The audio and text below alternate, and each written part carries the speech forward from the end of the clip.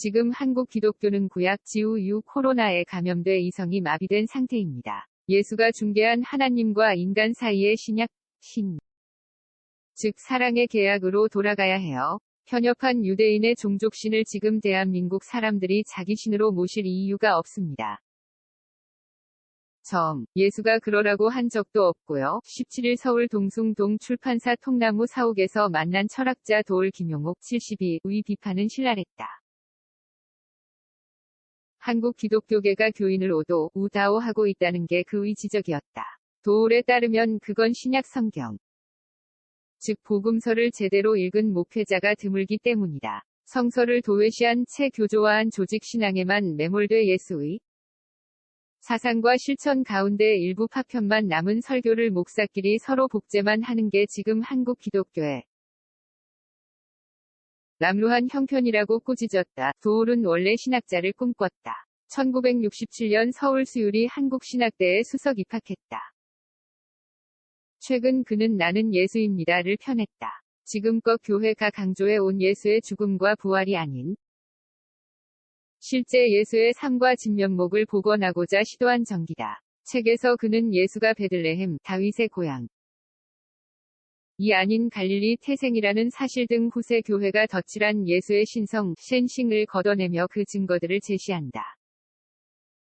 그런 과정을 통해 도올이 다시 그려내는 예수는 민중운동 가이자 혁신가이며 무엇보다 휴머니스트다. 가난하거나 병든 자, 여성과 어린이, 장애인 등 소외되고 억압받는 이들이 예수의 우선 관심 대상이었고, 그렇기에 예수가 가장 중시한 계명은 이웃을 하나님처럼 사랑하라 였다. 도올은 이웃 안전에 아랑곳 없이 예배를 강행하고 그걸 신성한 것인 양 포장하는 기독교인들을 두고 상식을 상실하게 만든다는 게 한국 기독교의 비극이라 탄식했다. 신종 코로나 바이러스 감염증 코로나19 집단 감염 문제로 정부가 그렇게 말렸건만 일부 교회들은 예배를 강행했다. 이성을 마비시킨 광신 때문이다. 인류사에서 바이러스 창궐은 인간에게 삶에 대한 근원적 반성을 요구해왔다. 이번에도 마찬가지다. 우리가 얼마나 썩어빠진 종교에 감염돼 살고 있는지 드러났다. 코로나 바이러스보다 훨씬 더 사악한 구약 코로나에 감염돼 이성이 마비돼 버렸다. 종교적 행위도 얼마든지 합리적일 수 있다. 코로나 바이러스가 전파되지 않도록 협조하는 게 사랑이고, 사랑이 종교의 정신 아니냐? 그런 상식을 거부할 정도의 광신이다. 그릇된 판단을 확신하고 그게 신앙의 이름으로 정당화되고 있다. 미친 나라다. 한국 기독교의 현주소인가, 옛날 유대교 구약 율법의 토대는 착취였다. 사랑의 계약이 아니라 저주질투 베타 억압의 계약이었다. 구약에서는 사람이 절대 약자다. 유대민족 신인 여호와는 나 말고는 어떤 신도 섬겨서는 안 된다거나 안식일을 지키라고 강요한다. 갑질이다. 예수는 이런 구약을 새롭게 바꾼다. 바로 신약이다. 한국 기독교의 기반은 신약인데 여전히 구약의 하나님을 모신다. 목사는 구약 율법에 따라 설교한다. 한국 기독교는 기독교라기보다 천박한 형태의 유대교다. 주일 예배에 집착하는 것도 비슷한 맥락일까? 유대인의 안식일은 계율을 상징한다. 율법상 안식일에는 아무것도 하면 안 된다. 경찰이 딱 찌를 때도 안 된다. 예배도 마찬가지다. 베카 고파 미리삭을 훑어 먹는 제자들을 보고 안식일에 해서는 안 될 일을 하고 있다고 항의하는 바리새인들에게 예수는 선언한다. 안식일이 사람을 위해 있는 거지. 사람이 안식일을 위해 있는 게 아니다. 나 사람의 아들은 안식일의 종이 아니라 주인이라고까지 한다. 유대교의 여호와를 부정한 거다. 일요일에 교회에 갔다 오는 것도 좋다. 다만 성서적 권위나 근거는 없다.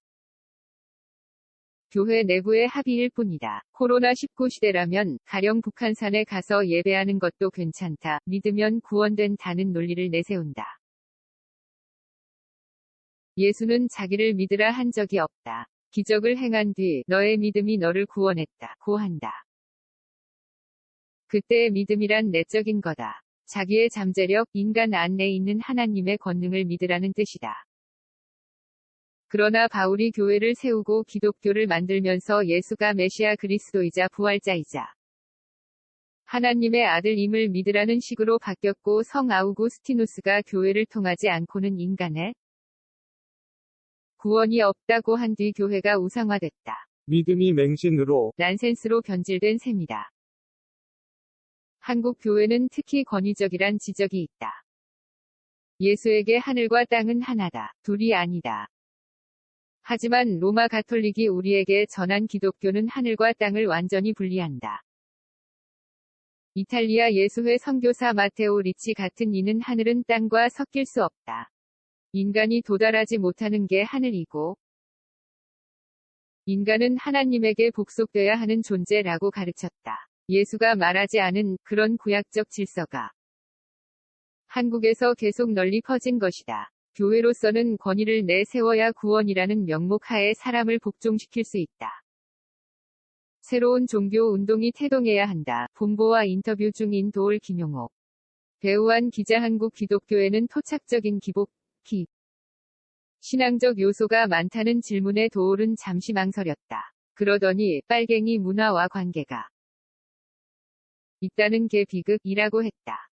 25 전쟁 이후 피폐해진 상황에서 민중의 구심적 역할을 했던 게 현세적 신앙이에요. 제주도에 왜 기독교인이 많겠어요? 여순민중항쟁이나 제주 3사건을 겪은 이들에게 들어보면 이유 없이 그냥 막 쏴 죽이는 통의 공포감이 이루 말할 수 없었다고 해요. 교회에라도 가서 매달려야 위안을 얻을 수 있었을 거예요. 게다가 교회에 가면 빨갱이로 몰릴 염려도 없었죠. 좌익 빨갱이 을 빙자한 국가폭력에 참혹한 역사가 한국 교회 급성장의 원동력 중 하나였다는 설명이다. 코로나19 사태를 계기로 기독교계가 신천지를 집중 공격하고 있다. 비슷한 사람과 싸울 때 화를 더 많이 내는 법이다. 계속 교인을 빼내 가던 신천지가 기성교단은 무섭고 미웠을 거다. 그러나 신천지 바이러스가 침투하기 좋은 환경을 만들어 놓은 건 세습을 일삼고 헌금, 교회 출석을 강요하는 대형 교회들이었다. 상황을 바로잡으려면 어떻게 해야 하나? 신천지를 매도하고 계보를 뒤져봐야 소용없다. 원조 예수의 모습으로 돌아가야 한다. 예수를 바로 알고 그 예수를 자신의 삶의 가치로 내면화시키고 교회 바깥에서 생활 속 운동으로 전개해야 한다. 나는 예수입니다.는 우리나라 종교혁명의 씨앗이 되라고 쓴 책이다. 제목을 보고 도올이 스스로를 예수라 한 줄 알았다. 예수는 그리스도는 부활자는 하나님의 아들이라는 초대교회 사람들의 캐리그마, 신념이나 담론과 대비되는 역사적 예수의 실상을 1인칭으로 드러내려는 의도였다. 역사적 예수는 인간 예수였다. 복음화된 예수. 그리스도로서의 예수와 다르다. 인성을 제대로 이해해야 신성도 이해할 수 있다. 그 말은 인간을 신처럼 고귀한 존재로 바라봐야 한다는 뜻이기도 하다. 초대교회부터 예수는 하나님 아들임을 부각하며 인성을 거론하려는 걸 막으려 했지만 하나님의 아들이 아닌 인간이 어디 있나? 누구나 나는 예수라고 말할 수 있어야 한다. -1인칭 시점으로 쓰인 예수 전기는 독특한 시도다. 동서막론하고 1인칭 자기 고백 형식의 예수전, 추한이 쓰인 건 처음일 거다. 예수와 동일시하려면 역사적으로 존재한 예수의 모든 것을 알아야 한다. 철저히 성서신학적으로 접근했지만 신학자들이 보지 않는 역사적 문건이나 팔레스타인 생활사 자료를 면밀히 살폈다. 그렇다고 월권할 수는 없었다. 예수가 직접 말하는 방식인 만큼 신중했다. 4개 복음의 원전, 유한 다이안이자 행위의 복음인 마가복음이 다룬